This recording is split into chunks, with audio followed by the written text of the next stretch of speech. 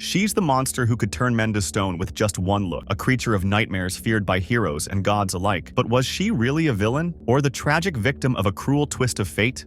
Today, we unravel the haunting story of Medusa, the most misunderstood figure in Greek mythology. From beauty to beast, and from fear to power, this is the story of Medusa, the Gorgon who defied gods, heroes, and even destiny itself. Let's start at the beginning.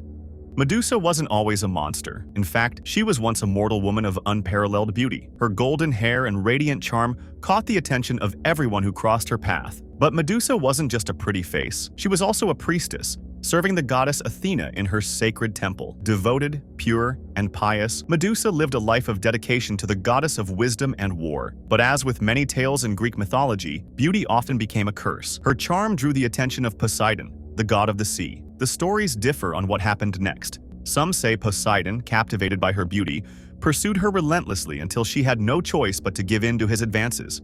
Others paint a darker picture, one of assault, as Poseidon forced himself upon her within Athena's temple. No matter which version you believe, the result was the same. Athena, enraged by the desecration of her temple, turned her fury not on Poseidon, but on Medusa. A tragic twist, isn't it? The victim was punished instead of the perpetrator. In her wrath, Athena transformed Medusa into a Gorgon, a creature with snakes for hair and eyes so terrifying that one glance would turn anyone to stone. Was this punishment an act of divine justice, or a twisted way for Athena to protect Medusa from future harm? Mythologists have debated this for centuries. Now cursed, Medusa was exiled to a remote island, where she lived in solitude. Her once beautiful hair now writhed with venomous snakes, and her gaze became her most fearsome weapon. Her story turned from one of beauty to one of survival. But Medusa's name spread far and wide. Warriors and heroes sought her out, not to help her, but to slay her and claim glory. Her island became a place of death for those who underestimated her power. Many who ventured into her lair left as statues, eternally frozen in terror.